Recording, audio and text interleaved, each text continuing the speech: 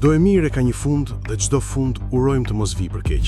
Si ai, nuk do të ketë më një të dytë, por shpresojmë që ambasadori ose ambasadorja e re e BE-s t'i përgjajë të madhit Silvio Gonzato.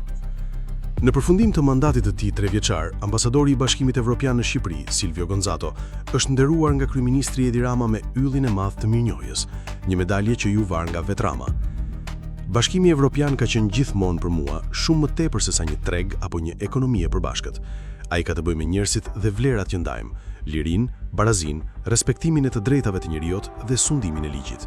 Këto vlera më kanë udhëhequr gjatë 3 viteve të mia në Shqipëri, shkruan Gonzato.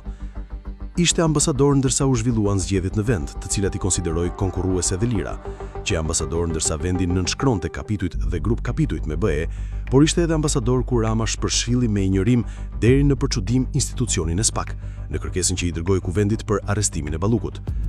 Një dorë shtriu Ramës kur një Bruksel tha se në rastin Balluku ishte një interpretim i kushtetues për imunitetet dhe se institucionet shqiptare ishin aq të pjekura sa mund t'i jepnin një vendim dinjitos.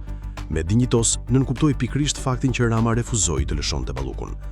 Sot ai po jep lamtumirën me një medalje si Ylli i Madh e dhënë nga vet Rama, i cili është aq sqimtar sa nuk i lëshon doktoratat pa kriter, por vetëm për zyrtar të lartë që kanë dhënë prova për një kohë të gjatë në kontributin e madh për qeverinë. Gonzato, përveç se një diplomat i ndjeshëm, është edhe guximtar. Ai sfidoi mendsinë prapombetëse duke treguar se është martuar me një burr. Ai ka qenë mbështetës i LGBTIQ-s. Ylli i Madh është. Lamtumir Gonzato, miru pjekshim në BE, aty ku aq shumë deshet mafusësh, por edhe pse jemi ende larg, ai u mundua të na fus.